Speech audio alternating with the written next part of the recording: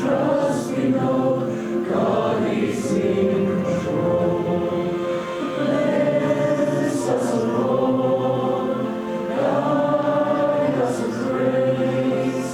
May northwest we bless always. Bless us, O Lord, sing us within. Always and comfort, sing morena, sing us, bless us, O Lord.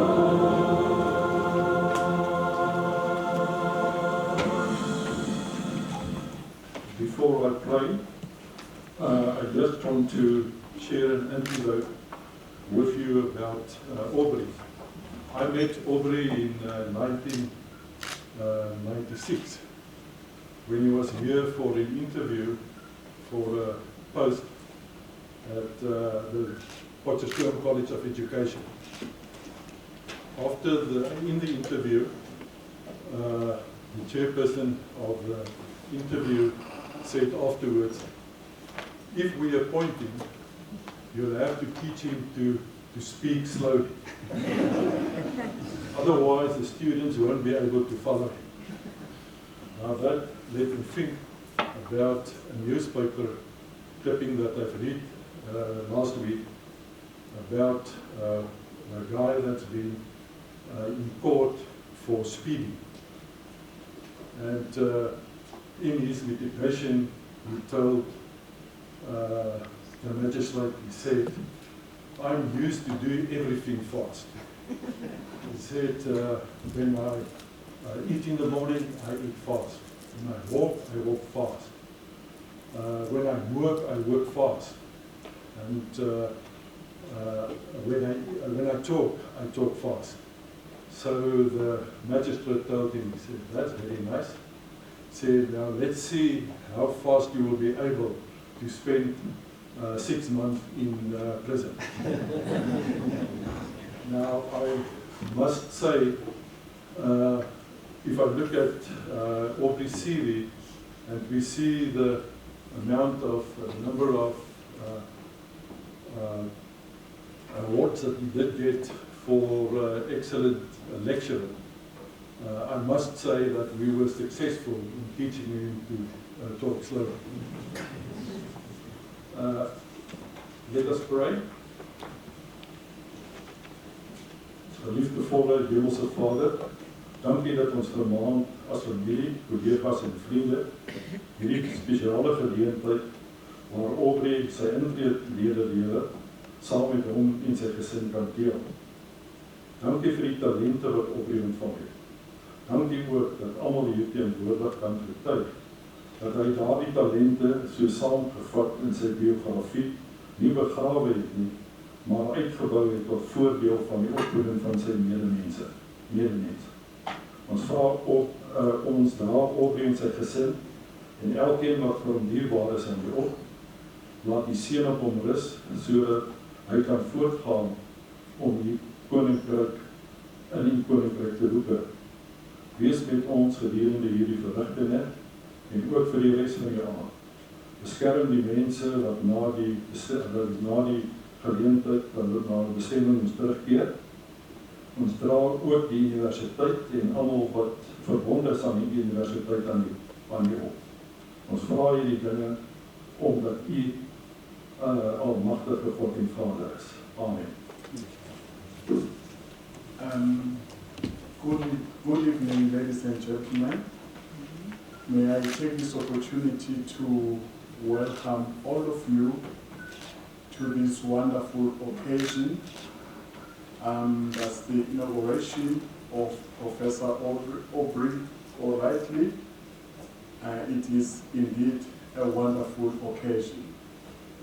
And I would like to take this opportunity to acknowledge the presence of our Deputy Vice Chancellor Teaching and Learning, Professor Robert, and also our Executive Dean, Prof. Conley, Executive Dean of the Faculty of Education, and all other senior members of staff. but I would like to do a special welcome to Professor Aubrey in an evening such as this one. I, as the Director for the School of Mathematics, Science and Technology Education, I'm very much proud of you, and you have raised the flag for our school, for the faculty and university at large. I remember that when we were processing your application, you are one of the candidates whom I presented to the promotions committee with pride. And as I looked at the whole scholarly work, I stood without fear that I'm presenting a person that's worthy. And also welcome to your family. And I also want to do a special, I know your wife and the children are here, welcome, but a special welcome to Grandma. Welcome. Thank you for your presence here. So I hope and I believe all of us are going to enjoy this evening. This is more than just a Hall of Fame. I mean, they do a Hall of Fame in America, but when inauguration is a very, very special thing. Thank you and welcome to all of you. Good evening, ladies and gentlemen. And Aubrey, may I ask you to join me, please? And you may smile. Colleagues, let me first start off by saying that we are in the presence of giants. We have many of our previous deans with us, or two at least. We have retired professors, but we also have our TVC. And today we are inaugurating another giant. And therefore it is real honor and pleasure and privilege for me to introduce Aubrey Golightly. And something very important that jumped up to me is that he was born in Clarksville on the 21st of August, 1968. So Sunday is his birthday. Happy birthday to you.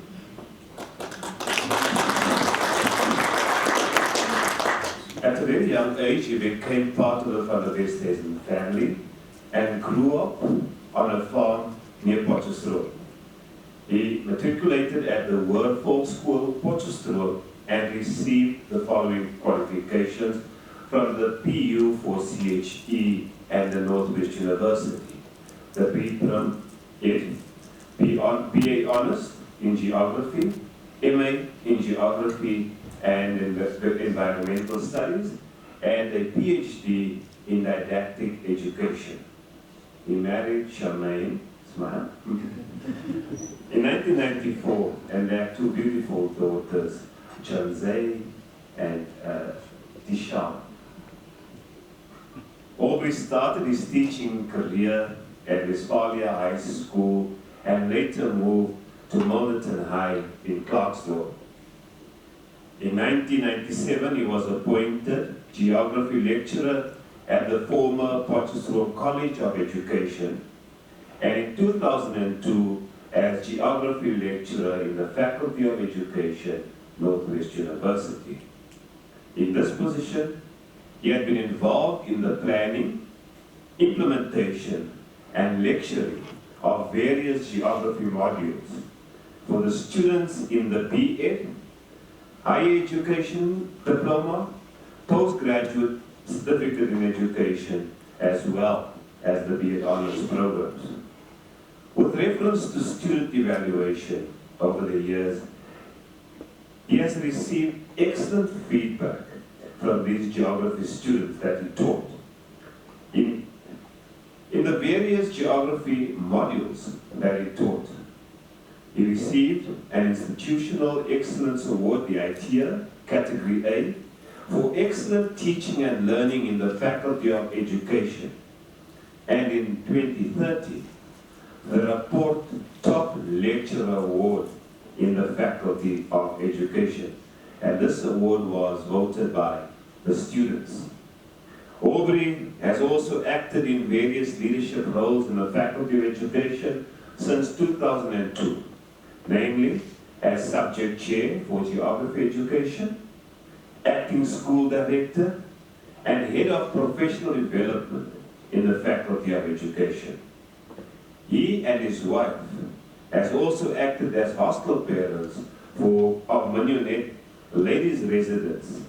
He served on various committees in the faculty and is currently serving on the faculty board and the self-directed learning entity EXCO. So over the years, Aubrey published in various international and national journals and articles in accredited geography and education journal, chapters in various accredited books, as well as accredited conference proceedings. He has collaborated on and published articles and chapters with well-known self-directed learning and PBL researchers, such as Professor Lucy Golightly, I say that correctly, Ralph Brockett, and Osvaldo Muniz. There we are.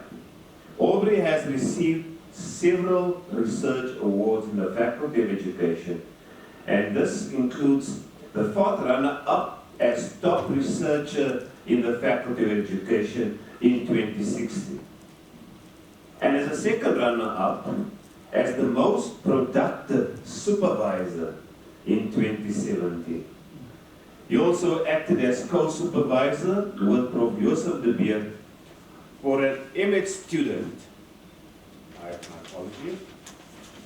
I need to just take a break here. LWS, who received the Vice Chancellor's Medal for the best MX student in the Faculty of Education in 2017. I think he deserves a round of applause for that. He supervised and co-supervised doctoral and master's degree students. I'm not going to mention the number because I don't feel guilty. And he has been involved in the external examination of master's degree, dissertation, and doctoral theses for the NWU, the University of Pretoria, University of Stellenbosch, and UNISA. He presented papers at international geography conferences around the world and at national conferences, also including webinars in South Africa. He has also been invited as guest speaker to address conferences, colloquiums, and research days at various tertiary institutions, as well as at the South African Geography Teachers Association. His development as a scholar has been further enhanced by his membership of the editorial board of the internationally accredited, peer-reviewed geography journal, the International Research in Geographical and Environmental Education, that is sponsored by the Commission on Geographical Education, International Geography Union, and is published by Taylor and Francis Routledge. He has been invited on a regular basis by editors of international geography education journals, as well as other accredited journals, to act as a critical reviewer for submitted articles dealing with PBL or active learning geography education. As a researcher, he was also invited to act as a critical reviewer for researchers' NRF ratings and project applications. Based on his recent research outputs and impact as perceived by international and national peer reviewers, he received a C1 NRF rating for the period 2021 through to 2026. But what is most important, he achieved this on the first time application. Well done, all.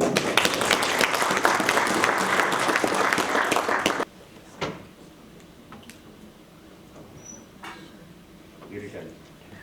There. Awesome.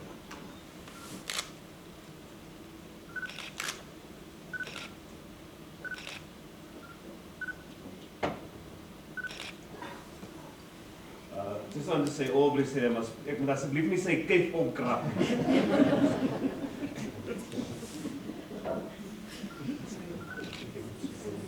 Camera. So.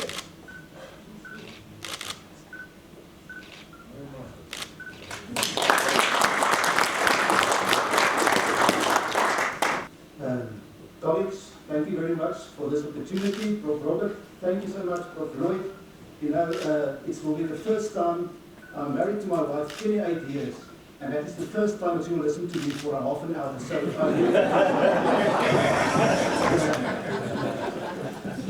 So, I can just say, Prof. Barry, I learned my students to think faster, so even if I talk fast. It is really a great honor, and I would like to discuss tonight with you problem-based learning to foster self-directed learning in geography education. With all the special guests here tonight, I'll try to act normal. So it will be difficult, but I will try my best. People, very interestingly, when I was a first year, 1987, in the geography book, Haggard, there was a quote, and the quote states, "To teach, I would build a trap, so that to escape, my students must learn." And that I thought I want to be that teacher one day, where I will challenge my students to take responsibility for their own learning. And you know, it's so funny, about 30 years later, I'm involved with problem-based learning. So, and then from there, I was also, with my doctoral study, involved with criteria and strategies for the optimizing of contact time in achieving the learning outcomes in geography training of student teachers. And this is where I realized the importance of active learning and also to help foster other high-order thinking skills. After I finished my doctoral study and published a few articles on various topics, our then Dean, Prof. Peter Engelbrecht, asked me, "What are you doing?" And I said, "No, I'm studying this and I'm researching that." She said, "It seems to me that you are doing self-directed learning." So from there, I then started to focus on SDL. Now, it is important to highlight that teachers play a very important role in providing a learning environment conducive to the development of responsible and self-directed behaviors. Against this background, my research interests become more focused and on the development of geography students' self-directed learning skills and using problem-based learning. Maybe because I'm a problem student when I was younger and a problem learner, but problem-based learning was then the focus to foster SDL.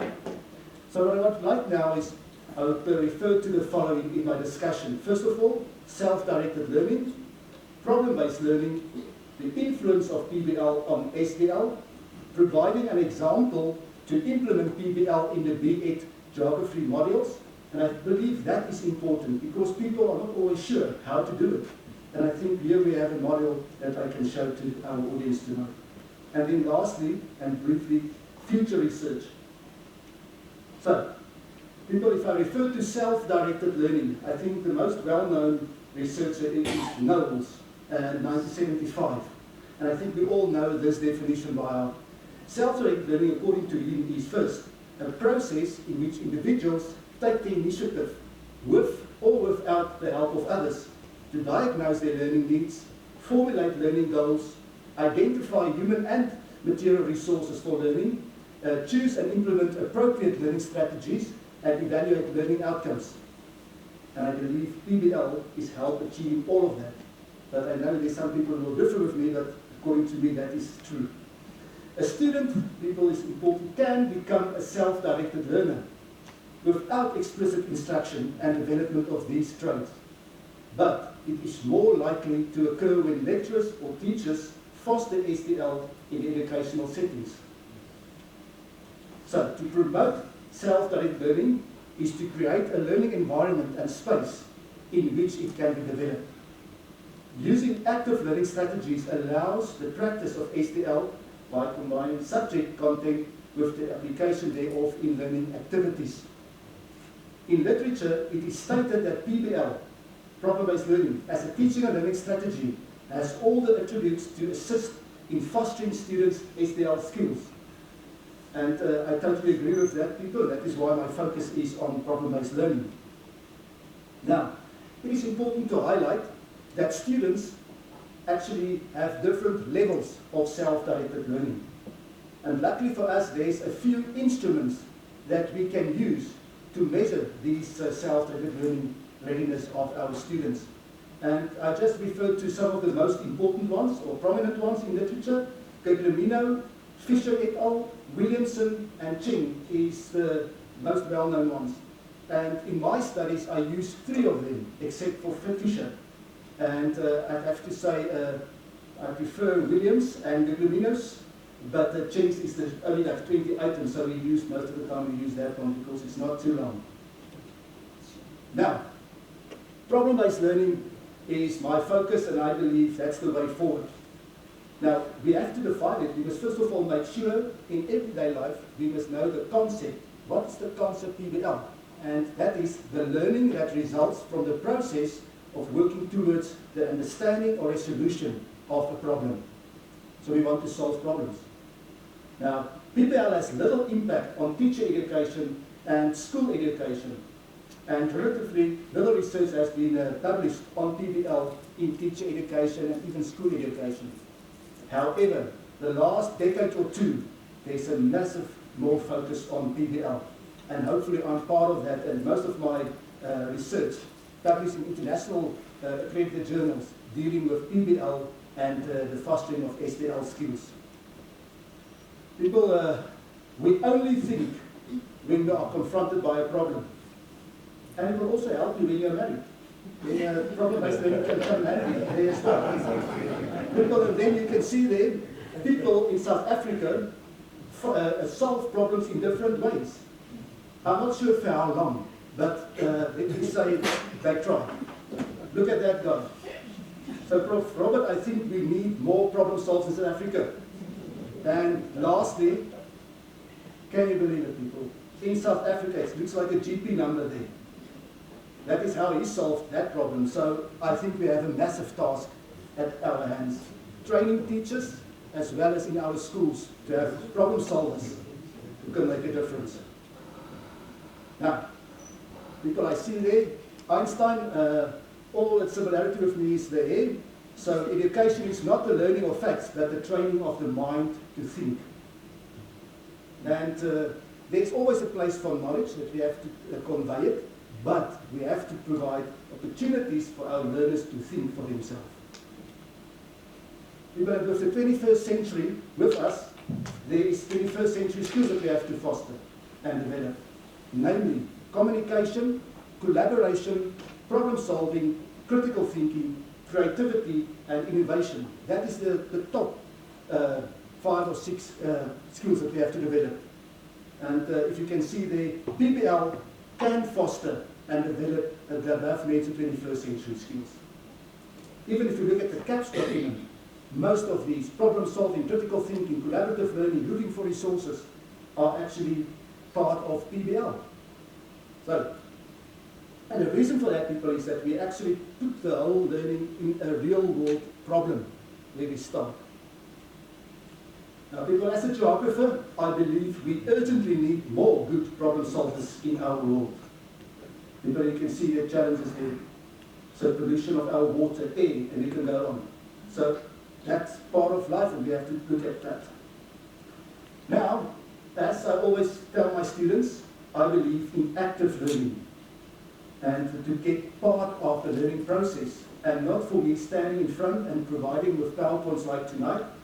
They must go and prepare, they must come and discuss it with me, and they always want my PowerPoints and say, no, you can only get my PowerPoint if you choose my own chapter, because I was the one who actually used all the information, compiled that PowerPoint, now you just wanted to use that to learn, and that's not how it works. So, problem-based learning is part of, first of all, active learning. Then if you zoom in, it is inquiry-based learning, and then you get problem-based learning. So in Pbl, there's inquiry-based learning, active learning, collaborative learning, looking for resources, and I think we cover a lot of skills by implementing Pbl. The main features, you use a real-world, ill-structured problem. Now the word ill-structured in this case means there is more than one solution. So if you provide me with a problem, it's not only 1 + 1 is 2, In this case, there's more than one solution that we can use. It's student-centered. We're working in small groups, 4 to 6 people. The facilitator acts as a guide and not providing them with information. And the new knowledge is obtained through SDL, self-directed learning. Now, I heard a lot of people telling me, no, we're doing problem-based learning. And I then ask them, okay, but what is the PBL process? And sometimes they have no idea and it's not on the right track. There is a lot of articles out there, but if you look at the general PBL processes, I think this will actually cover it. First of all, you present your students with a real-world in-structure problem. The students then learn collaboratively. The students discuss the problem with the fellow students. They make sure what they know about the problem, what they don't know about the problem, and then people they formulate lesson issues, or learning issues, or learning objectives. So that's the things that they have to go and do much more in detail research.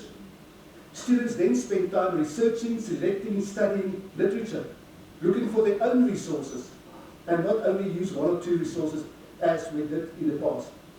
After this period of self-study, student then shares and critically evaluate their findings, elaborate on the knowledge acquired, and have the opportunity to correct misconceptions. And at the end, they provide solutions. Not only one, usually a few solutions to the stated problem. I hear a lot of time people say, no, PBL is only for high school and for university. People, and there's the proof. I know about a lot of case studies where they use grade R, grade 1, grade 2 learners with very elementary problems to solve. So why can't we do it in geography education or teacher education and our schools? That is a problem for me. Then the role of the lecturer. Remember, we can't implement any teaching and learning strategy if we're not sure what is the role of the learner and what is the role of the students or the learners. If we do that, it will fail. So that is why we have to refer to that. Now in this, the facilitator acts as a guide to the students' self-directed learning. You have to stimulate in the groups the discussions between the different group members. You have to provide students with relevant content information. You must continuously give informative feedback. Evaluate the progress of the different group members and groups. Engage actively in didactic conversations. And very important, provide appropriate scaffolds, that is support, to the learners in that learning process. And I think one of the most difficult things is to create very meaningful problem-based scenarios and design various types of problems. And that is a challenge. We have to train people to do that. People there you can see, as I mentioned, the facilitator supports and guides group members in the PBL tutorial. Now the role of the students. People, first of all, they have to function as members of a team, formulate learning issues, learning collaboratively, contributing to the discussions during the tutorial sessions. So make sure everyone gets a chance to discuss and actually give their opinion. Researching the formulated learning issues, sharing information with each other, listening to each other's contribution and asking open-ended questions, or open questions. Applying their knowledge to solve the problem by presenting multiple solutions, and lastly, assessing their own as well as the group members' contributions and through peer and self-assessment. People are there, you can see independent learning is also important in problem-based learning. Now sometimes I feel like that bird on the right-hand side, if I have all the emails on my computer. You know, very important, we get different types of modules or formats.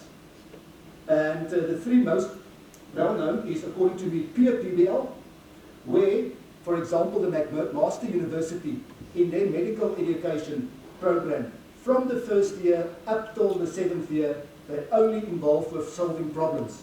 So that is your peer PBL. The second one is where you, for example, have your PBL process, but you use direct instruction strategies like mini lectures, demonstrations, and so on during the PBL process. So you also use a combination. And lastly, that is usually what I use, is your integrated PBL. Now it can be integrated peer PBL or it can be integrated hybrid PBL. That is where you have your traditional curriculum, and for 3 or 6 weeks, or 1 week or 2 weeks, you implement in the traditional curriculum, you implement PBL. So that is what I try to do with my class.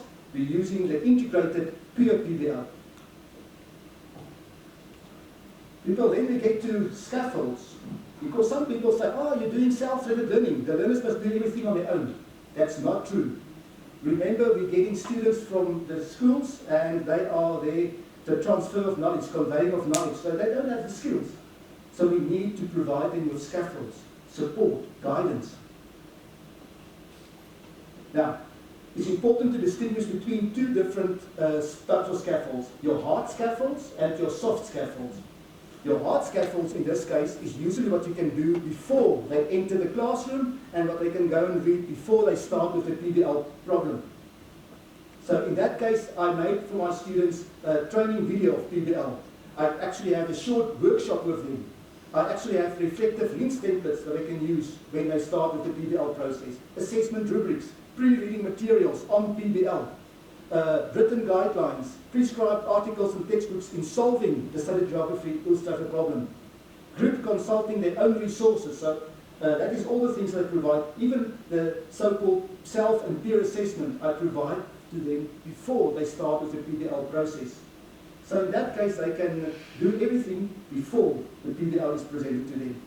The soft scaffolds, on the other hand, is that what happened during the PBL process. When they are busy in their groups, then you will actually implement soft scaffolds. In this case, it provides support and guidance at the appropriate time and level.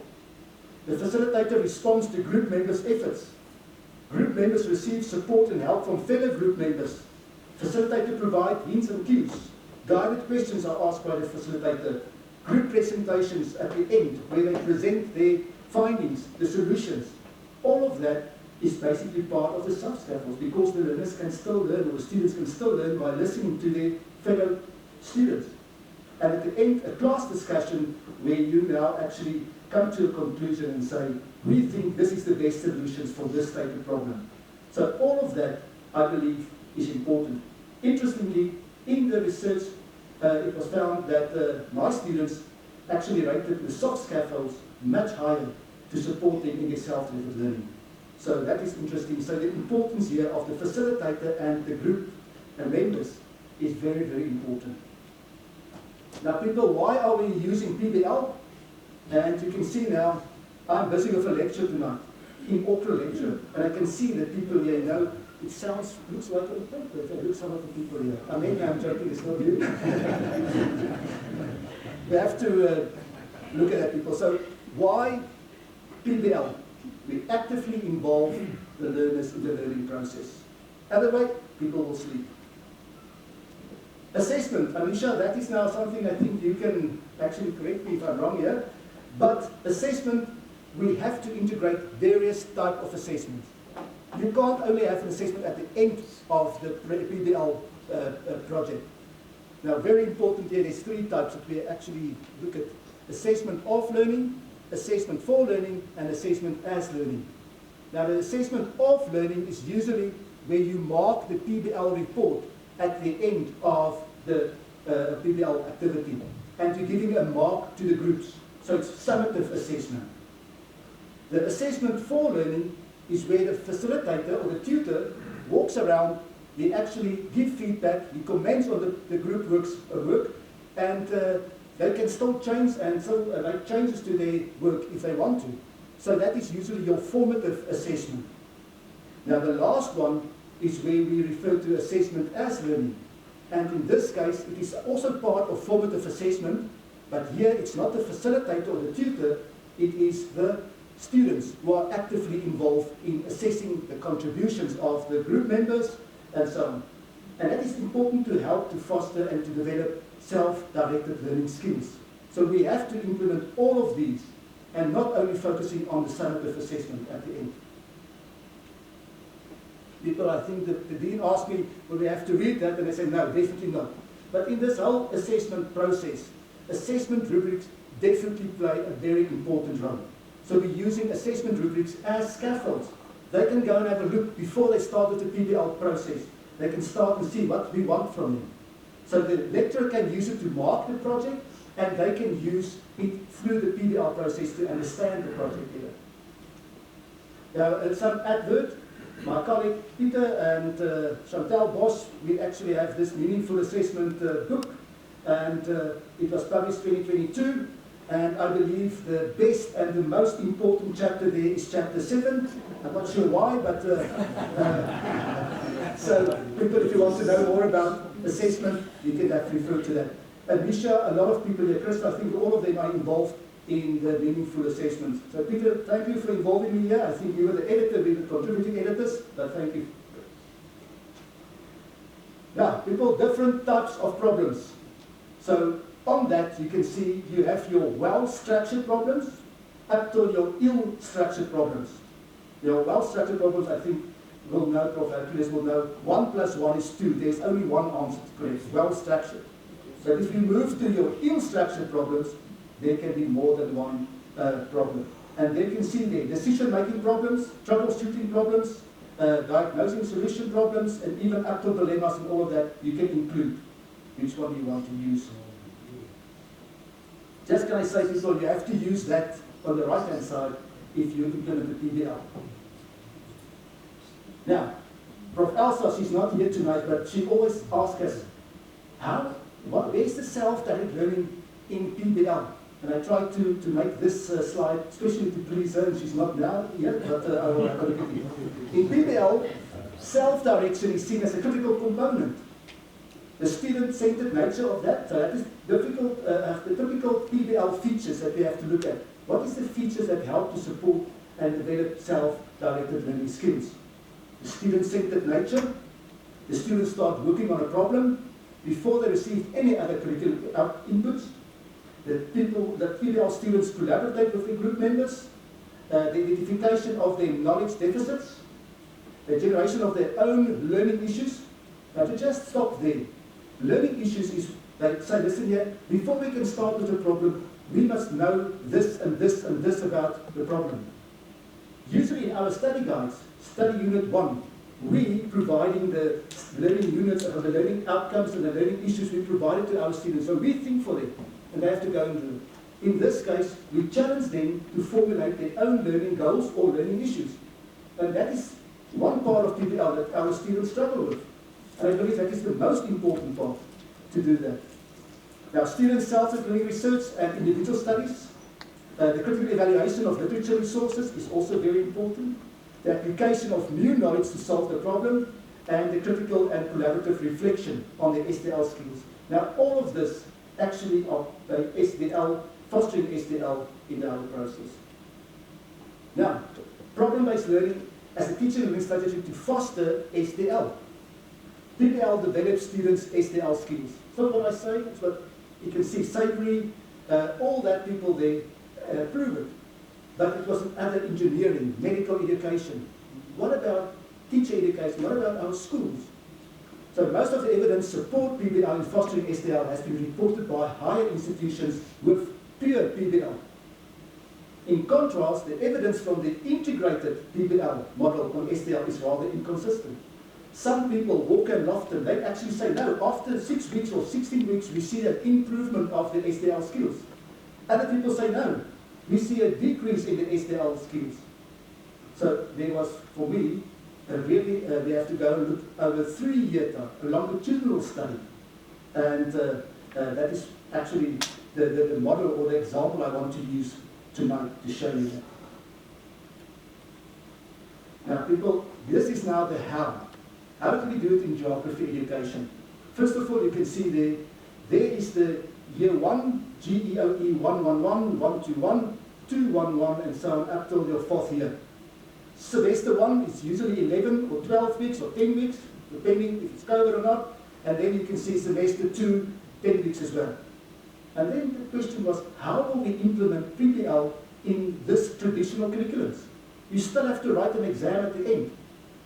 So I then decided, okay, we will have normal classes. That first one, and maybe I just move to this side, I will show you there. So there will be normal classes for 7 weeks. Then we implement your PBL activity, the first one, for 3 weeks.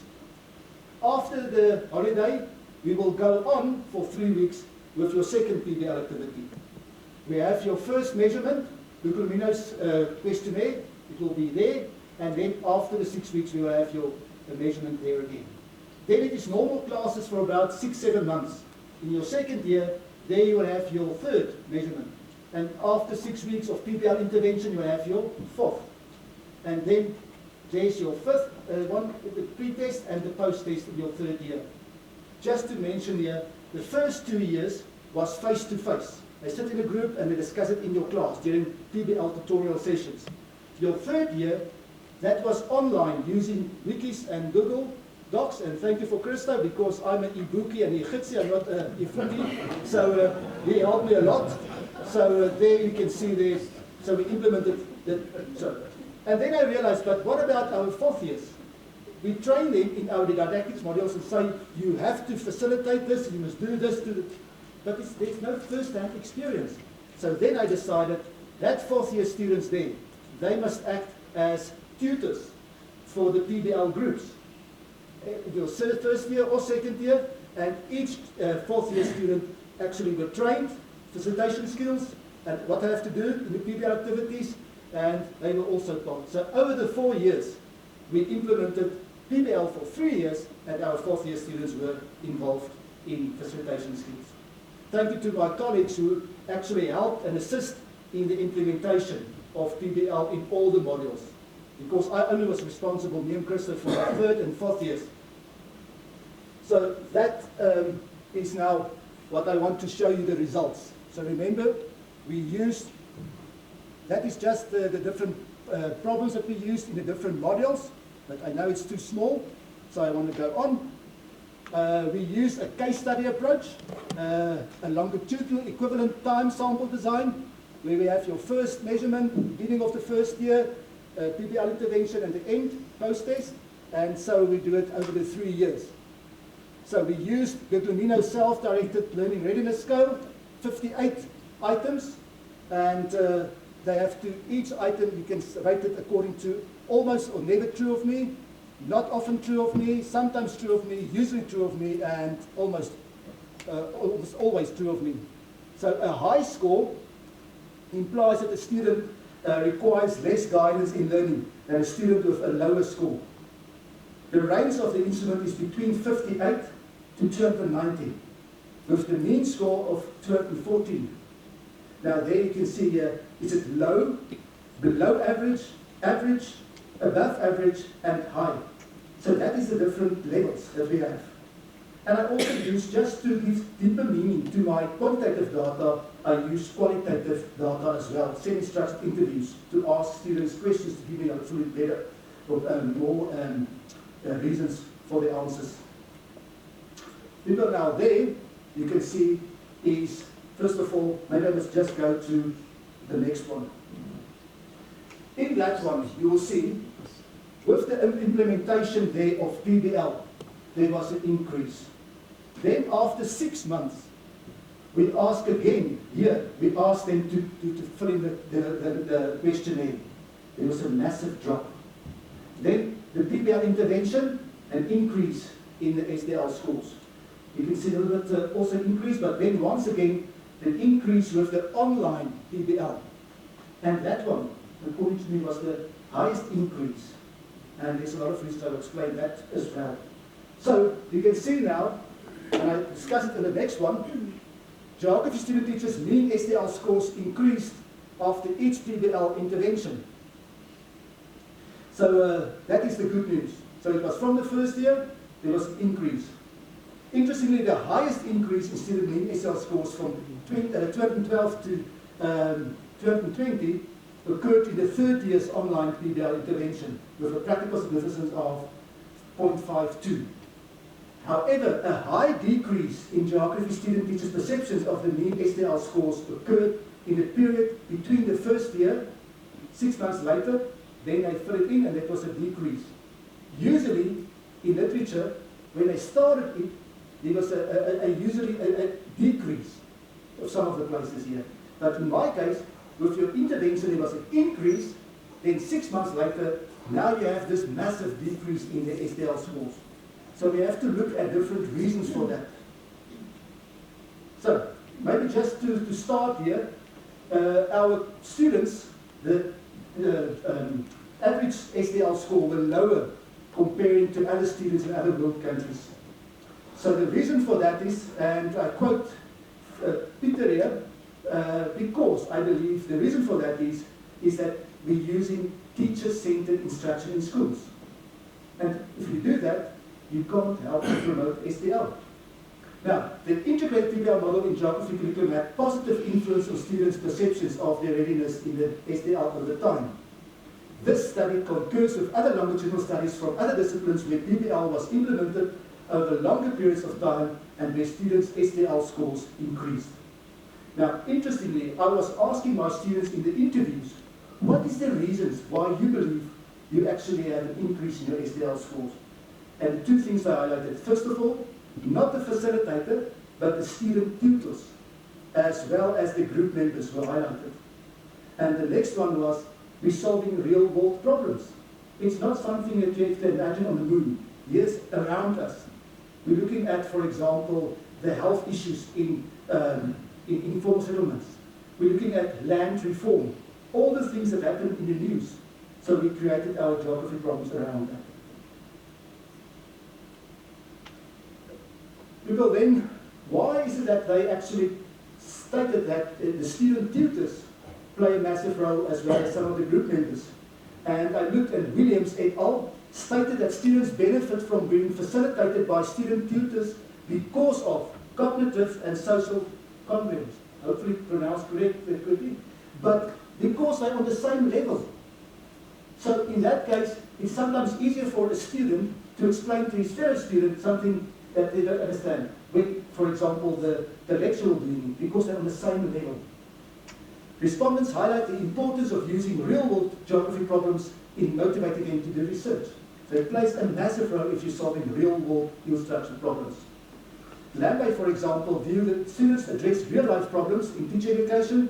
They are increasingly motivated to investigate such issues further. They want to know more about the problem, so they will do extra research. Then, the geography students' involvement in the online Pbl activities in the third year encourage them to take responsibility for their own learning. Now they can't hide. For example, with Google Docs, for example, you can see clearly the different colors used by the group members, so you can see who was doing what. And that causes them to do all their part in solving that problem. The findings support Swan Bowman view that solving problems in wikis, Google Docs, online promotes interaction, discussion, collaboration, reflection, co-creation, and the sharing of information and ideas among group members. Now, we get to that problem from why that sudden drop from the first year to the second year. And this contrasts with other studies where the decrease in students' SDL scores occurred at the end of the first Pbl experience. But remember, in my case, there was an increase, and then 6 months later, there was a massive decrease when I tested again, before the second Pbl intervention.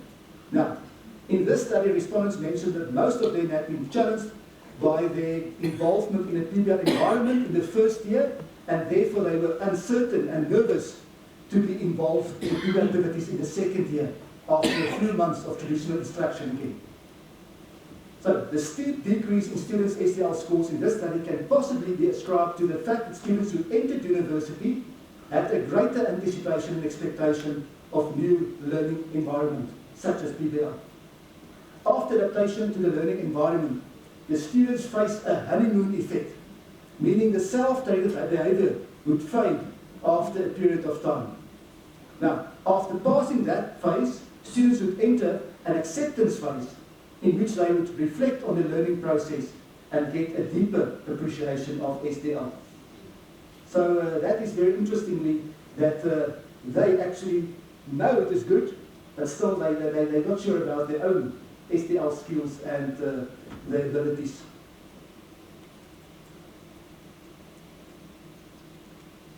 Then I decided that, yeah, it is a general. We look at that graph and it is only referring the averages. But what about people who started very low, or below average, or above average? What about them? And then I plotted here, you can see over the 3 years, after the 3 years, yes. And you can see the blue, dark blue, is the people who received very low SDL scores at the beginning. And then you look on top, the light blue, that is your people who actually received very high SDL scores also at the beginning of the PBL intervention. Now, what is very interesting here, your average, below average, and your low, they all actually have a great improvement in the SDL scores. Whereas your people who received high SDL at the beginning, there was basically a massive drop in the SDL scores. So the reason for that people who received high SDL scores at the beginning is that they have an inflated perception of their abilities. They think because they did very well in geography during the matric, grade 12, they think they are good. But then they realize, listen here, we were challenged with PBL, we're not so good for looking for resources to do the work on their own. Whereas the people below average and average, they were challenged to take responsibility for their learning. And you can see there's a clear increase over the 3 years.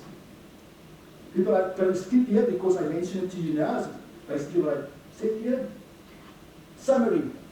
So in this case, you can see that effective implementation of PBL in geography education can influence geography student teachers' perceptions of their self-directed learning. You can clearly see it here. For the best results to help foster geography students' self-directed learning, it is necessary to implement PBL experiences at regular intervals. It's not the once off for 4 weeks and now we're finished. If you do it more, the results will be better. If you do it in geography, great. But what about other subjects also to do it there? If you imagine, if you get to your honours and your master's degree, these people can already solve problems. Your master's study is solving a problem, your PhD is solving a problem. So I believe the more subjects we can actually try to use PBL in our training, the better. The involvement of students in face-to-face PBL experiences makes it easier for them to be involved in an online PBL experience. Because they know the rules, they know the processes, everything. So it's much easier then for them to be involved in an online PBL.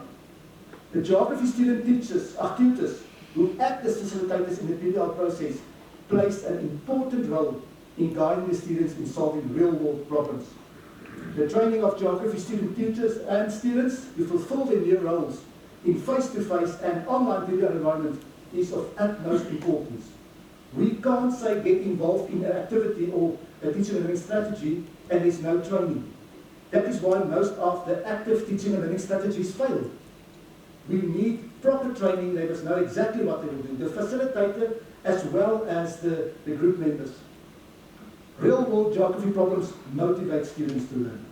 If it's close to their environment, they will actually pay much more attention to that. The provision of hard and soft scaffolds is important to assist students to take responsibility for their own learning. And as you can see, there's progress in the SDL. You can take away some of the scaffolds so they start learning on their own. People are now, just 2 slides more, future research. I'm currently involved in a geography education project where I want to explore the relationship between geography teachers' level of SDL, there's not students here, it is the geography teachers in the province, their involvement in self-directed professional development activities. In other words, what are they doing, not from the department but from their own, to improve their professional development? Are they looking at the internet, Google, reading books? So that is the things they decide on themselves. They are looking into that. And lastly, the implementation of active teaching and learning strategies in the geography school curriculum. I was wondering, if a geography teacher has a high SDL score, will he be more willing to implement active learning in his classroom? Hopefully that's the case. Or is that more willing to do self-directed professional development? Hopefully. So, with reference to my future research, I want to focus on the following. First of all, the implementation of PBL activities in not university but school geography curriculum. I wanted to move it away from our training. We will still train our teachers and student teachers, but we must move it to the geography curriculum at school. And then, very important, the problem is so important in this whole PBL implementation. So, the first one, in this research, I plan to involve my pre-service geography teachers and geography teachers in the designing, planning and implementation of PBL activities in the geography school curriculum during the whole period.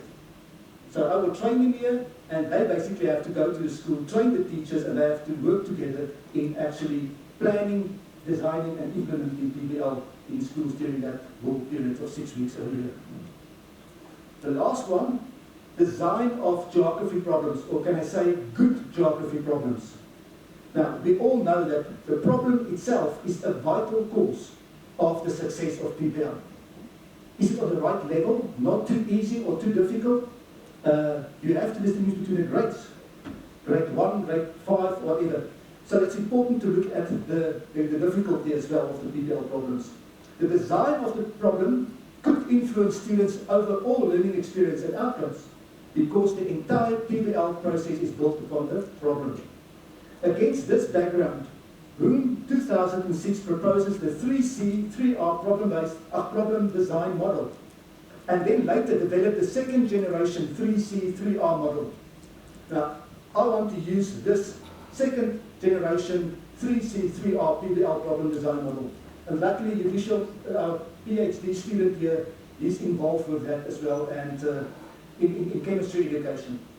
So, people, you can see that the 3C, that is the 3C stands for the context, the content, and the connection of that problem. Is it in the context near the student's school or familiar with the students? That is the context. The content, if they do the content solving the problem, will they help achieve the curriculum outcomes as stated in the caps? And lastly, be connected to them. Will they be understanding what is the problem? Water pollution, if there's a river nearby. That connection. The 3R is your research, your reasoning, and your reflection. So that is where they have to do research. They have to reason about the research, the knowledge they've gained through this research, and at the end they have to reflect what they can use for the problem to solve the problem. Then he added 3 more. He added difficulty, teamwork, and effect. So difficulty is the problem on the right level, or is it too easy or too difficult? Because it's too easy, they're not going to do it. Or too difficult, they won't prefer to go on with PBL. Teamwork is very important because they have to use the cooperative principles and all of that, or collaborative learning. And the effect is, if you look at, for example, I mentioned the example of health issues in informal settlements. If you can actually use the informal settlement nearby, and you can use maybe videos and some of the diseases happening there, health issues, I think that will actually have a great effect on them, how they see the world. So I want to use that generation, that framework I want to use to assist my geography students and geography teachers in planning and designing geography problems to help foster STL. Now I want to use my NRF funds to visit this Prof Boom at the University of Missouri, Columbia in North Dakota to collaborate with him in designing a guiding template to make it easier, because that can be a little difficult. So that we can have a look and see, this is a template that we can use for the designing of good problems, that we can use for teacher education as well as for teachers at schools. So, people, that is now the time of night where you all have to say the following.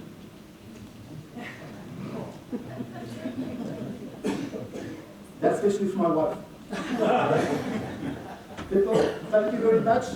I really appreciate your time.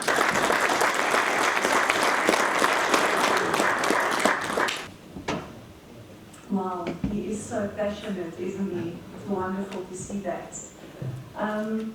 Welcome, honoured dignitaries and our very special friends and family and our honoured colleagues as well. It is my absolute privilege to reply to what Prof Golightly said. And must be a special place we're working at that they've given you this very nice splashy party for your birthday. But actually, let's consider what Prof. Golightly had to do to get to where he is tonight and to be honored in this manner.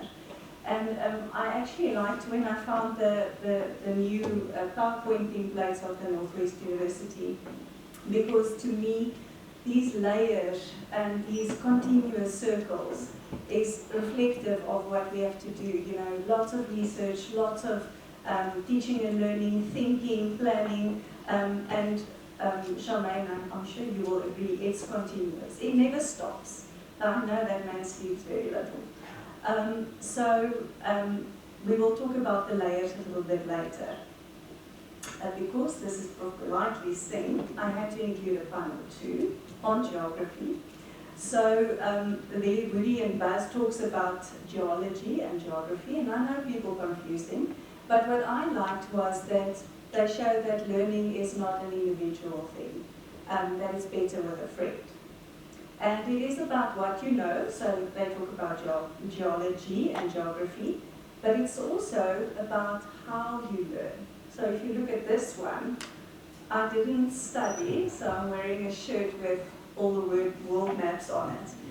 And if I think about geography, it's about knowing places, but also going places. I'm sure many of you would have sat in a classroom somewhere in South Africa having to recite the capital cities of certain countries, or all the countries in Africa, or all the countries on a certain continent. And I remember from my time in school, way back, some of the friends were nodding off, or they were sort of scribbling notes or something, because they were bored with having to recite these things.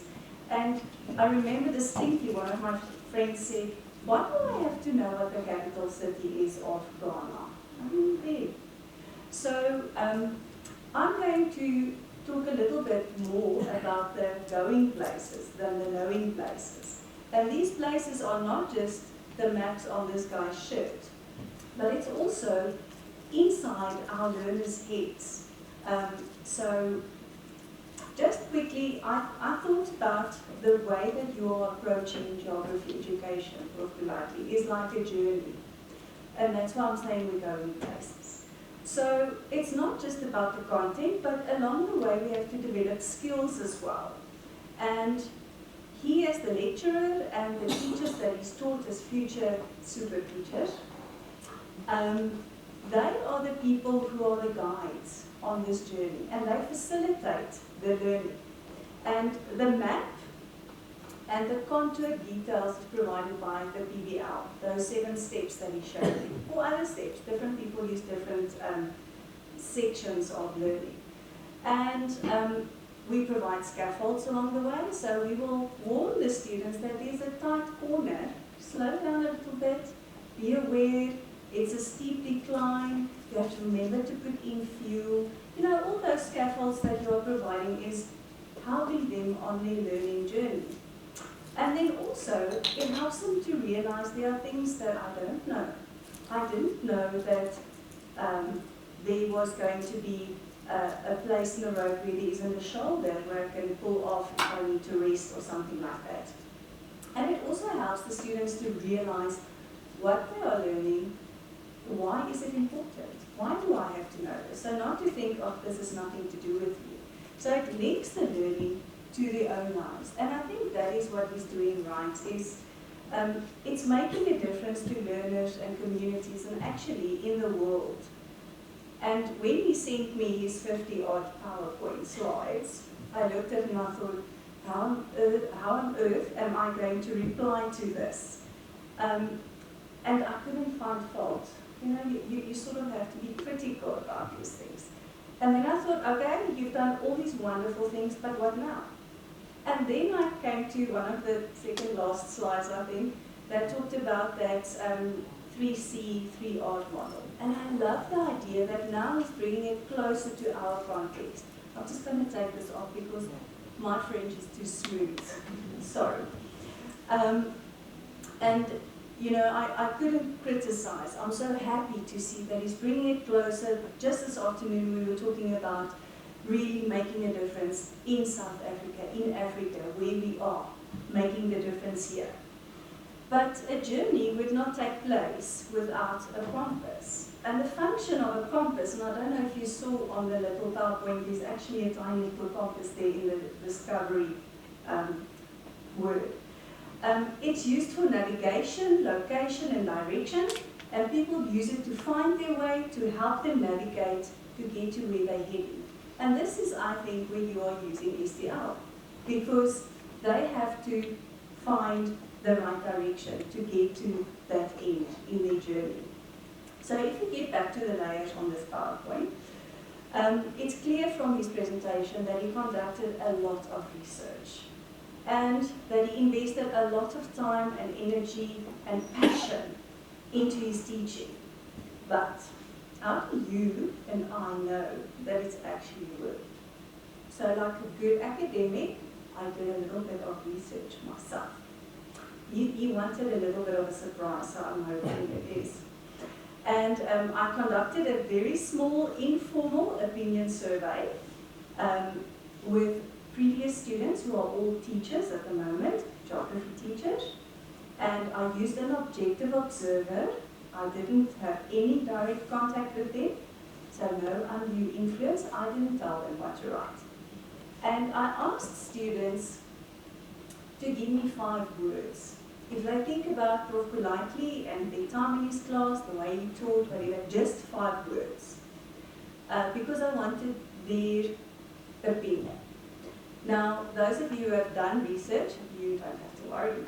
But often you get participants who don't read, and they don't follow the instructions. Eh?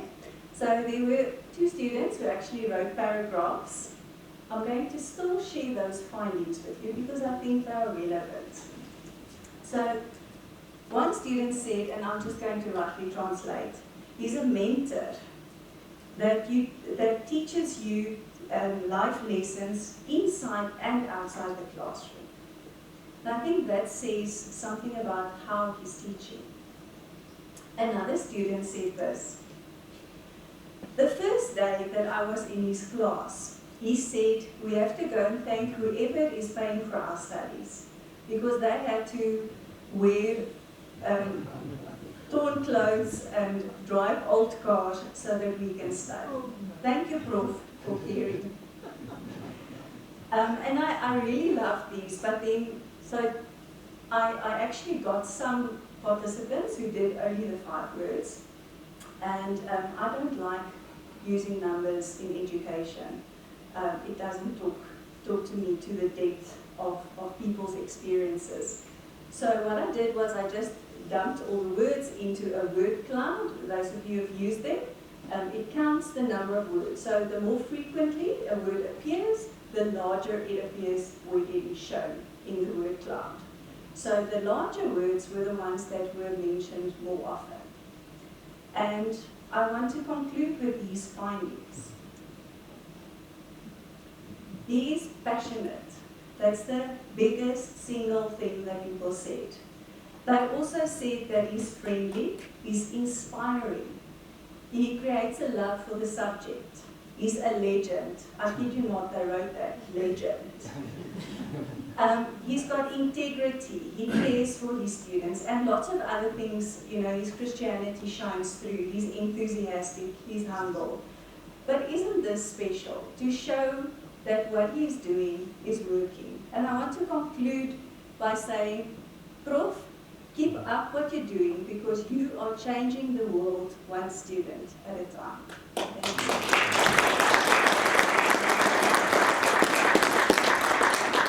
So, thank you very much, Prof. Aubrey, for the sharing of insights, and I think that would have been a very surprising reflection for our colleague, Prof. Aubrey, this evening. It's my very great pleasure, Aubrey, to present to you a certificate of appreciation on behalf of our Vice Chancellor, Dr. Bismarck Theodoren, the University's management and leadership of the faculty. So if you would please step forward.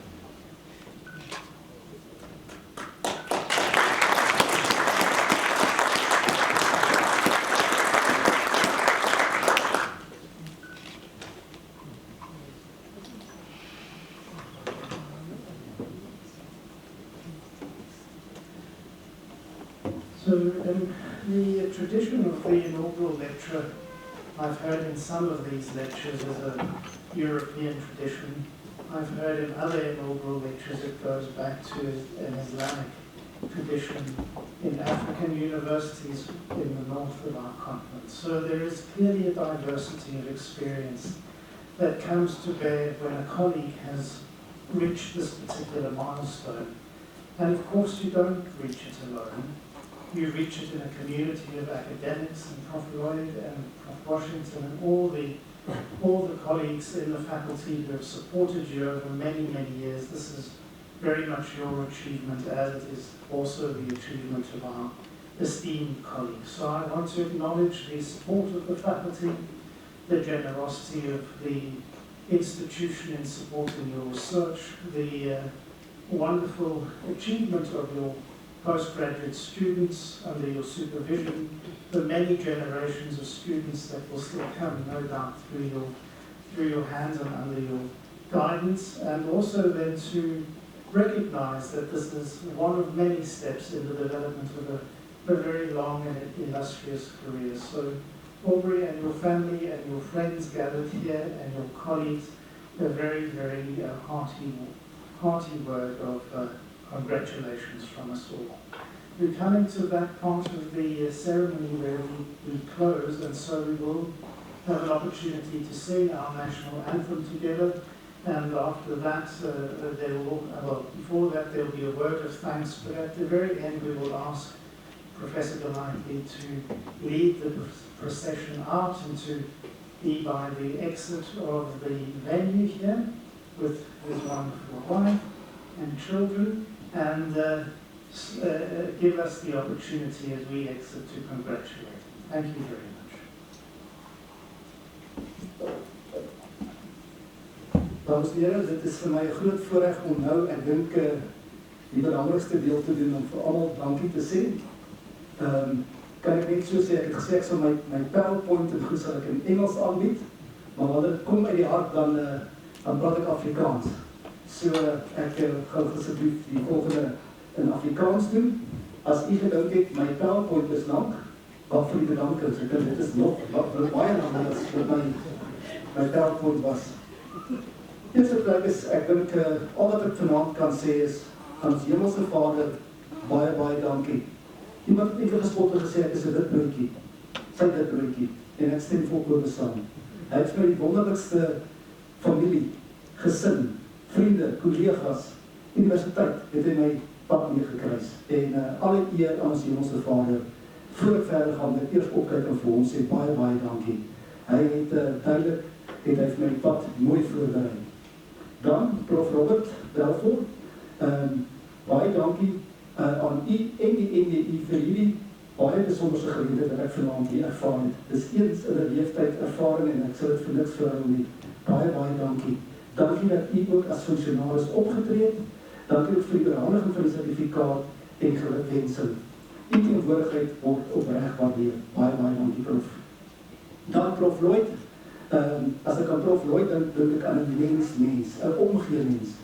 Prof. doen so voort. Weet toe ons die raadse gegaan het, wie bel my eerste? Prof. Lloyd. Prof, baie dankie dat u vir my gedoen het in moeilike tye, raadse tye, wat ook vir ons as fakulteit doen en die manier hoe u dit doen. Daai mens en omgee, dit kan geld nie kon die Prof. So baie dankie vir Prof. Lloyd. Dan Dr. Pentecost.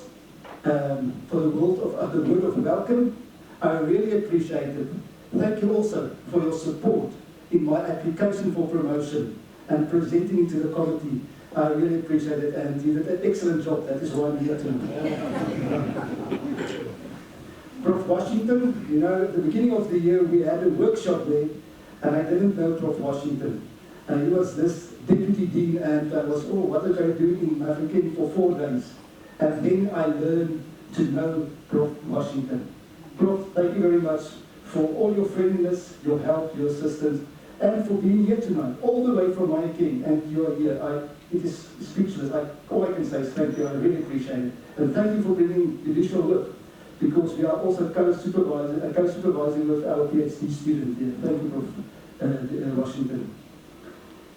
Dan, Dr. Aubrey, wat ek in die toetal ingegooi het en gesê, Aubrey, asseblief, jy moet as respondent optree vir die baie insiggewende aanbieding wat jy gedoen het.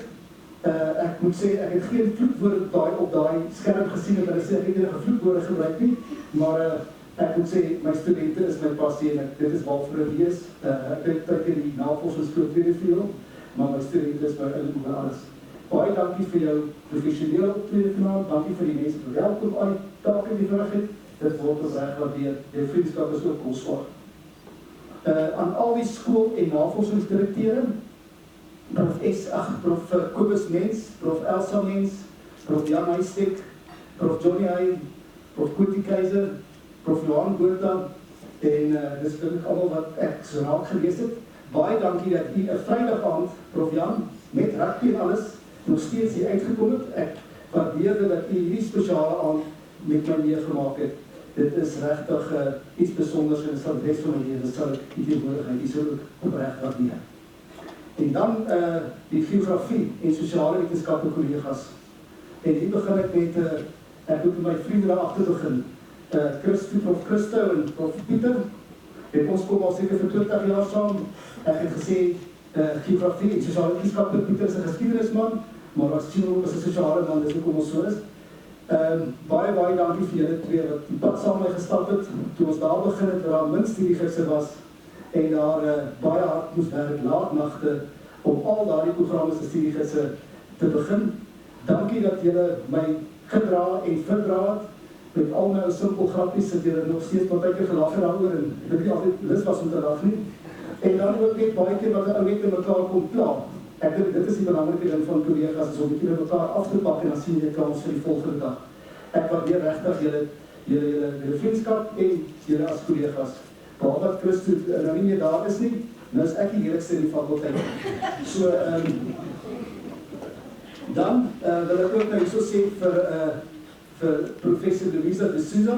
Louisa, ek weet nie waar jy is nie, daar as jy, ek voel baie trots. Ek het my eerste aanstelling wat ek gemaak het as waarnemende direkteur was Louisa. So Louisa, van waar jy begin het, is onderwyseres daar, die kans gevat het, en ek wil sê, kyk waar is jy vandag. So ek is regtig baie trots op jou, en dankie dat jy my met my ou simpel grappies altyd maar verdra daar. So dit is moeilik geweest as jy klomp mans, maar as ek aan Louisa dink ek aan iemand wat standvastig aan die pad reguit stap, wat nie nonsens vat nie, en dat ons maar baie keer op ons tone gehou daar. So dankie ook vir jou, Louisa. Dan Dr. Annette Heim, sy is ons vakvoorsitter daarso, en sy bring die fynere kant in. Vandag toe kry ek blomme en ek kry sjokolade. Toe ons daar was, die mans, daar is hulle goed geleerd nie. So Annette, baie dankie dat jy ook daai goedjies ingebring het en ons verstaan. Dankie ook vir jou leiding wat jy neem, en ook vir die lekker gesels en omgee en as vriendin vir my is. Dan Dr. Skalk, waar Dr. Skalk is, hier is Dr. Skalk.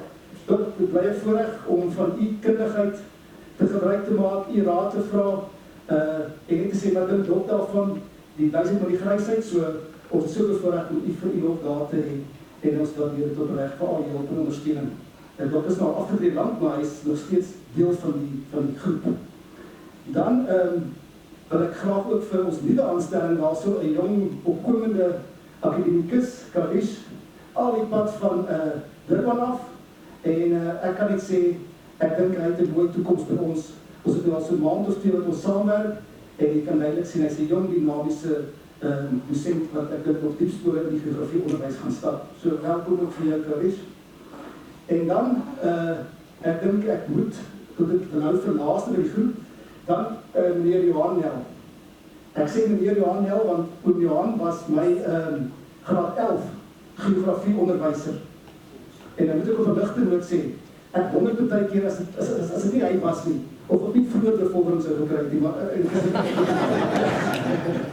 oom Johan, op 86, 87 oom Johan, doen hy nog steeds baie vir ons die veldekskursies, hy help nog merk, en ek wil vir sê, hy is nog so skerp, en die rekenaar alles, oom Johan, jy is baie special vir my, en ek is baie lief vir jou, en dankie ook wat jy vir my gedoen het in my onderwysloopbaan, en tot nou toe vandag, dit is lekker dat jy vanavond hier by ons is, so groot waardering daarvoor.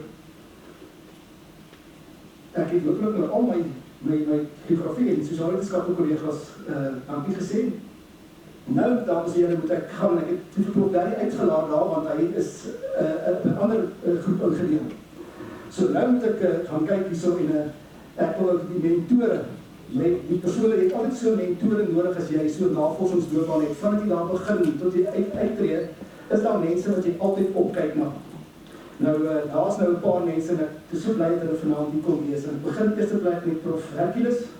Prof Hercules het ek leer ken eers as 'n kollega en toe later het Prof Hercules my studieleier geword, vir Pbl, die studieleier geword. En ek moet sê, dit was nogal 'n aanpassing, want Prof Hercules is nie man wat baie graag vir jou goed neerskryf nie. Hy vra eerder vrae soos wat, hoekom, waarom, sê wie. En ek moet sê, dit was nogal frustrerend geweest. En toe het ek begin leer, selfgerigte leer, dit is hoe dit gedoen moet word. So, en as ek vir u sê, ons was al oor see saam geweest, en as daar iemand is met 'n verskriklike algemene kennis, dan ry ons verby 'n sekere kasteel, dan sal ek vir u sê, daar, so gebly, dit was dit en dit. So, ek het die ongelooflikste respect vir Prof Hercules, en dankie Prof, dat jy altyd, as ek raad nodig gehad het, daar was en ondersteuning gebied het. Dan, Prof Barry, nou, dames en here, het af my gesê, Prof Barry, ek is Prof Barry se blue eye boy. Een vrou vir my in my gesig gesê, toe sê ek van, maar Prof Barry moet 'n stroomman wees om my te kies as sy blue eye boy. Ek het so, Prof Barry, hoe kan dit anders? Van 19, ek dink 97 Prof, toe ek daar gekom het, was eers my vakhoof, departementshoof. Ek het daar ingestap, dames en here, die dag, en Prof Barry het my gesê, is jou studiegids. Dus het 1 A4 bladsytjie wat die studiegids was. Min het ek geweet, ons sal van daar af net begin studiegids ontwikkel.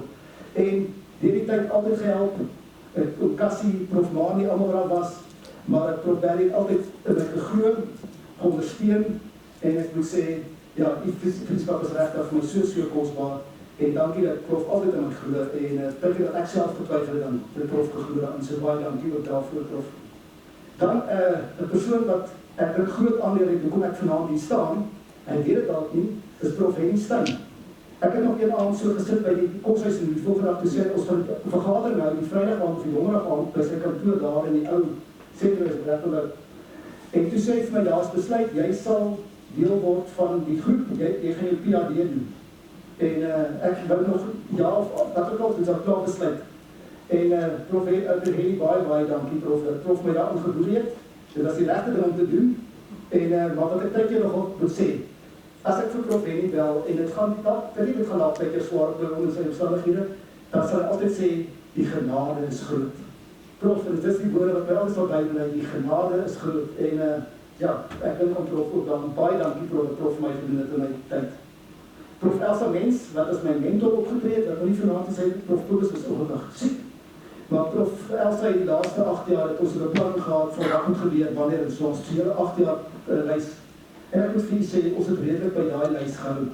Ek moes hierdie jaar, hopelik moes ek toe nou inflasie ons bevolking gekry het, en ek het dit so gekry. So ek dink die NRF reiking en alles het mooi uitgewerk. So ek haal nogal moed af vir Prof Elsa, dat sy my op daai pad gehou. Dan Prof Lucas Meyer. Jy weet, Prof Lucas is 'n man van min woorde, maar mens kan net so lekker lag vir hom sy staaltjies vertel.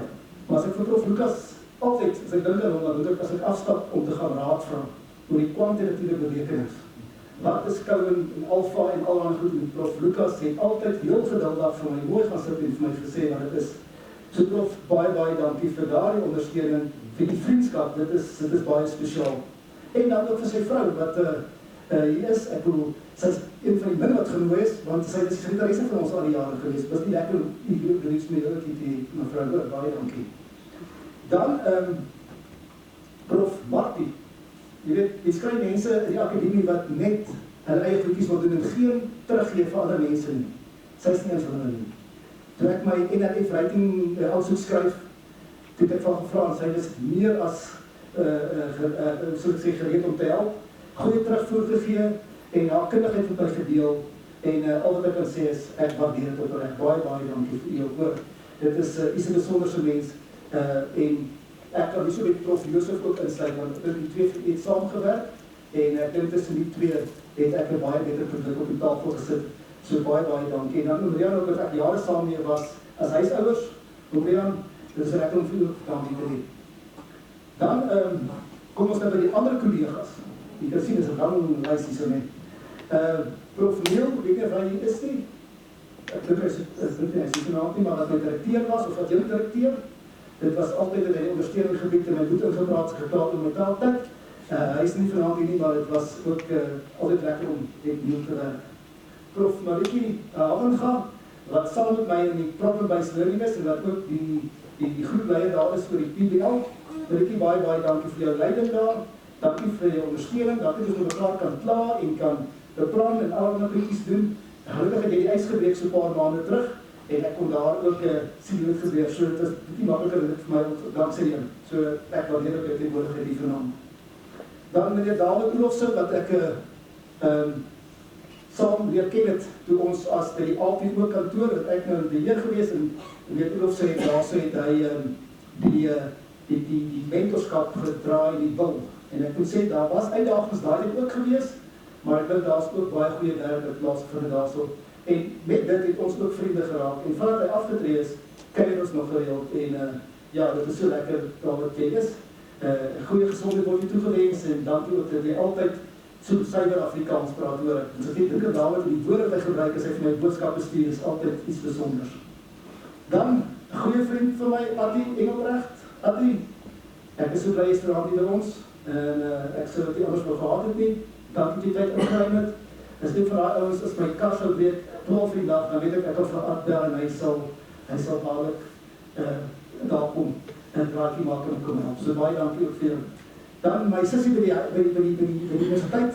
Ek praat van my kleinsus, Alicia, Dr. Alicia Libber. Baie dankie ook dat jy jou vriendskap word opreg waardeer, die gesels en so en baie keer net ook goed praat wat ek dink nodig is vir navorsing en so dit is lekker om sulke jong dinamiese mense te hê. En Lansal, my koffievriend. Ek het hom so geïrriteerd met die lockdown, as niemand daar nie, en toe raak praat verveel iemand, bel ek vir Donovan, ek draak maand begin die telefoon nie antwoord nie, dan sê kom ons gaan drink koffie. So Donovan, ek moet sê, jy en die show daar langs mekaar sit, julle geef my hoop, die jong mense wat hier kom, ek dink dit is wonderlik dat julle as jong navorsers nog die soort van draak daar. Dankie vir jou vriendskap, ek waardeer dit ook so opreg daar. Ek het klaar met mevrou Louise Meyer, het ek so vinnig genoem. Dankie dat jy altyd gehelp het daarso. Dankie vir al die skelm kouks wat ek kry as ek daar instap en die direkteur in die kans sy yskas en ek waardeer dit opreg en ek wil graag doen so voort. Dan ek het so baie bevoorreg dat ek my basically one of my older colleagues, but he was my master student. Abby, welcome, and it's so nice to have you here. And I have to say, it is sad that you actually have to leave the NWU, and hopefully everything will well with your new university. And it was great actually leading you through that master's degree. Judicial, me and Prof. Duru's PhD student, he's still busy. I think he wants to submit at the end of the year. But you know, you're getting students and you're getting good students. And I have to say, Judicial, it's only a privilege to work with you. So you always have to nag and say, please do this and this and this. With him, you send it back to him, the next day you'll receive it back or 2 or 3 days later. At one stage I asked him, please, I will take a little bit longer, but I can't every now and then comment, so you keep me busy. And I think Prof. Dudu as well. Thank you for being here all the way from my king. Then, al die personeel gehelp het om hierdie aansoek mooi spesiaal vir my te maak. Juffrou Darlene Gijs van Boeties, vir al sy. Buitekant, baie dankie vir haar. Cheryl Eager van die Turkans kantoor, Prof, het 'n klomp sterre daar. En dit wil iets met dat weet en dan die dinge gebeur. En Louise Johnson, 1000 dankies vir al jou hulp en ondersteuning. Jy het groot werk gedoen met die lyste en alles en heel het my op datum gehou. Ja nee, ek is 'n ster. Baie dankie. Skreel Williams, wat ook gehelp het. Ek het groot waardering aan Teresa Malebe en Tindy, kan nie dit vir is nie. Maar in geval baie dankie vir julle. Almal vir die kans voor julle wonderlike werk gedoen. Groot waardering daarvoor. Dan die boere Chic, Christina en jou span, baie dankie vir die harde werk om die eetgoedjies voor te berei. Ons bedank jou nou al, maar dit gaan lekker wees. Seaten bloemiste en spesifiek vir PW van Eden vir die pragtige blomme. Maar Leslie en sy vrou, dan moet ek het 2 keer gevra, maar ek is Louise. Ek sal dit weer vergeet. Baie dankie vir julle hulp en so met vanaand, om het spesiaal te maak. En dan moet jy met jou hartsmense, dis nou die mense wat jou goed en sleg ervaar en wat jy maar 'n pad mee stap. En dan moet ek kom in my skoolfamilie en ek moet sê ek het super voorreg om vanaand my eerste plek, my skoolmoeder, sy het so in Julie maand 90 geword. En ek kan net sê, vandat ek haar ontmoet het, het ek gesien, sy is ek kan sê 'n stervrou. Nie net omdat sy vir die blou brille skree nie, maar omdat sy regtig, ek dink jy weet haar eie pad stap. Op 'n vroeë ouderdom het sy en Shemaine haar man verloor en sy is 'n selfstandige vrou, reguit en sy vat nie nonsens nie. En hulle sê jy moet 'n skoonma hê, anders sou jy nie weet hoeveel foute jy het nie. So maar ek is baie lief vir haar, dankie maar my soos haar se eie seun hanteer en dit is altyd lekker om by haar te kom. En ek waardeer dit. Ek kan sê net mense, dit is nie waar nie, ek het nie die honde se sterkte afgesny, sodat dit bly lyk as hy daar kom. So ek het dit nie gedoen nie, so. Dan vir Linda en Dolf, is nou my swaar en skoonsister, so my suster en swaar. Al wat ek kan sê is, van die dag gekom by julle, het julle altyd vir my en my vrou, 2 dogters, net dit liefde gegee. Dankie vir julle ondersteuning, dankie vir alles wat julle vir ons doen. En dit is so spesiaal om julle ook vanaand hier by ons te hê. Ek het net die grootste waardering vir al julle hulp en ondersteuning. En dit is regtig spesiaal vir my. So ek wens julle ma en vir hulle dag goeie gesondheid toe en baie dankie vir alles. En dan moet ek vir my vrou uitkom. Jy weet, dames en here, eintlik moet ek haar bedank. Ek het nou gesê Prof Johan en Prof Henny en so, maar eintlik is sy, want in haar eerste jaar, toe ek nou 4 jaar was, toe stap ek so en ek sien hierdie bruin oogkrulkoppie daar op die kampus rond, met 'n korterige rokkie aan, maar dit is en toe besef ek maar ek hou nogal van hierdie dame en ek het nogal vir haar 4 jaar vriendin gesê, dis my trouvrou en min geweet dit sal ooit waar word. Maar toe het ons mekaar nader leer ken. Ek is my 4 jaar, sy is haar eerste jaar en toe het die einde aangebreek en ek het besef as ek nou weer mag toe gaan, my swaar al gesê verf vir jou goed na in jou skade. Toe besluit ek maar ek gaan maar my honeurs doen. Toe bly ek nou as gevolg van haar en toe doen ek maar my M as gevolg van haar en toe sy nou in 4 jaar kom, toe is ek ook nou amper klaar met my M, toe is al 2 klasdorp toe so my baie dankie dat jy my 'n beter mens maak. Dankie dat jy my glo, dankie dat jy my ondersteun. Dankie dat jy my baie keer regwys as ek iets verkeerd sou doen. Ek is baie lief vir jou en jy is baie spesiaal. Ek praat altyd vir my veetjie vrou want sy is vir diere en oor sulke goed is sy verskriklik erg. So baie dankie vir dat jy altyd ondersteun en my glo. Dit is priceless. Dan daai 2 pragtige dogters van my wat my hart se punt is. Jy weet as ek in die oggend opstaan en nou is moeg en ek sien daai glimlagte van hulle 2 dan is die wêreld sommer net beter. Dankie dat ek kan trots wees op julle. Dankie dat julle my aanvaar. Dink ek nou simpel grappies as ons in die Pick n Pay loop of in die Checkers en dan stap verby die rakke, dan maak ek die geluide van wat daar is. As daar vleis is, maak ons soos die bees, of is dit die skaap, of is die hoender, is daar eiers is. So dankie dat julle, dat julle nie van my heeltemal onthaal nie, en dan stap julle net die vinniger weg van my af, maar ek is baie trots op julle, en julle altyd is onderwysers, en ek dink die kinders is in goeie hande, want julle 2 is op die onderwys wat julle. En al wat ek kan sê is, mag ons hemelse Vader, die pad vir julle al 2 gelyk maak ook, en dat julle altyd liefde en vrede sal ervaar in julle lewe. Ja, dames en here, so die 3, ek is baie lief vir hulle. Ja, excuse me, is dit vir my so, dames en here, dat gesê, as hulle so gaan, moet ek stadig gepraat, as ek so gaan praat te vind, as ek nou genoeg van die wijse praat te vind. Nou, dames en here, is dit hoe sal ek sê, ek het nou gehoop, ek gaan nie emotioneel raak, ek het nog vir myself gesê, ek gaan nie. Maar het is vir my vanaand 'n baie groot voorreg om die van die Westhuisens hier te weet.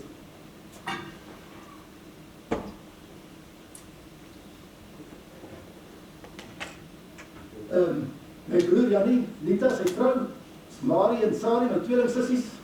Ja, wat 'n groot voorreg. Die mense wat voordat ek daar by hulle gekom het, groot gemaak het soos hulle eie.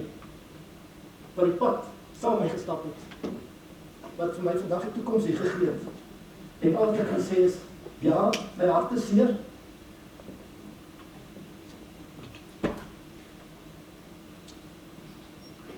Ons miste Bobby, Dolly en Inaugural, maar ons hemelse Vader het alles besluit. Al wat ek kan sê, dames en here, is, voordat ek my oog opgemaak het ek net liefde ervaar, ondersteuning ervaar, het hulle gehelp, elkeen op sy manier het hulle gehelp om my deur skool te kry, deur universiteit te kry, deur alles te kry, finansieel, emosioneel, noem het op. En al wat ek kan sê is, ek sou dit glad nie anders wil hê nie. My pad deur sal ek weer daar uitkom. So kom, omdat ek dalk 'n bederwe blokkie was, almal het bederf en ek moet sê, dit is so groot voorreg weer vanaand hier te hê. Ek het nogal beplan, dames en here, as ek die dag my intrede in die sou vir my broers en susters almal hier wil wees. Ek sou selfs die klomp in die Kaap wil afvlieg. En toe was die Hemelse Vader besluit laas jaar, binne 4 maande het ek my broer en 2 susters verloor. En so dit is vanaand, ek wil sê, is 'n bietjie emosioneel, maar dit is so groot voorreg om julle hier te hê.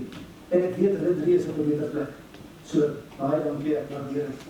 Dan, dames en here, hulle ouers. Nou wil ek vir u sê, om op in die 50e jare te wees, en 'n seentjie aan te neem van 'n jaar of 2 oud. En daai kinders groot te maak, soos hulle eie. Dit is 'n droom gedoen wees. As ek aan my pa, Bob, dink, hy was 'n boer en het die myn gewerk, en het Saterdag in 'n orkes gespeel, boeremusiek. Dus ek van hom kan weet, is, die persoon het hom amper half dood gewerk. Hy het altyd gesê, jou werk is die belangrikste. Jy moet dit nie agterweer laat nie. En ek sal nooit vergeet, as 'n klein seun in laerskool, het my ma of vir hom en my broer, wat Bobby wat, het hulle vir hom in die kar gelaai.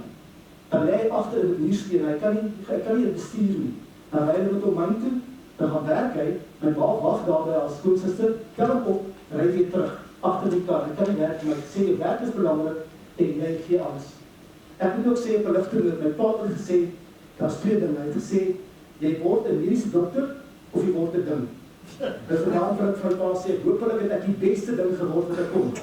So, hy was baie teleurgesteld oor ek gaan nie 'n mediese dokter word, maar wel 'n onderwyser. En dan my ou moeder, jy weet, sy was 'n engelvrou geweest, sy was 'n engel uit die hemel. Sonder 7 het sy in die skool gegaan, en sy moes haar 11 sissies en boeties, of 10 sissies en boeties, moes sy versorg, omdat haar ma baie siek en epileptiese aanvalle gekry het. Sy het nooit verder gestudeer nie. En vandat sy daar begin het sy reg weer met my pa se broer versorg. Sy het later sy vir my versorg en sy het gedien. En ek dink, as ek vandag terugdink, het sy my geleer dat God my God is. As ons aand later gekom het by huis, dan sou ek nie van slaap het voor ek nie op my knie gestaan en die Here gebid het nie. Sy was absoluut regverdig. Sy was nederig. Sy het gesê, het respek vir jou medemens. En ek het soveel dinge wat ek van haar kan dink. En die grootste is dat ek weet, sy was uit haar hart lief vir my. Ek dink dit baie keer mense irriteer, want as iemand iets van gegee, is dit nie bot om, as hy het gedaan in die kas vir Aubrey. So, sy was 'n baie merkwaardige vrou. So ek wil eintlik vanaand daai sertifikaat wat ek aan my 2 ouers, en pa Bob en ma Inaugural, vir hulle sê, as gevolg van hulle, kom ek vanaand daardie prestasie kry, want hulle het vir die basis gegee, die grondslag gelê. Harde werk, respek vir jou medemens, glo in God, en moet nooit meer kyk op ander mense nie. En ek dink as ek die aand kan afsluit, ek kan nie onthou dat daai 2 wonderlike mense het vir my toekoms saam met hulle kinders gegee, dan sal ek tevrede wees. So, dames en here, Prof Lloyd, ek het nou baie gepraat, maar dit was nodig, Prof. Baie dankie vir die voorreg. Baie dankie.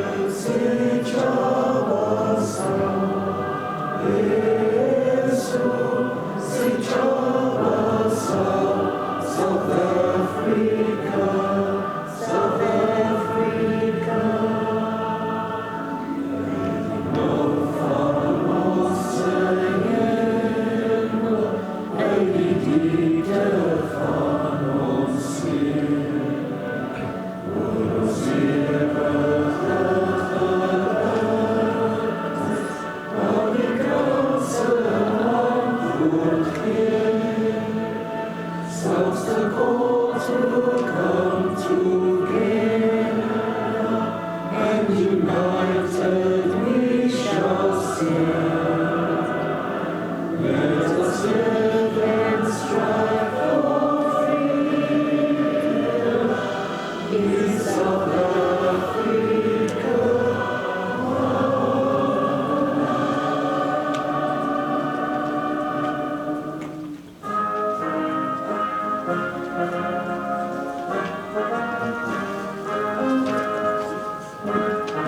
Thank you.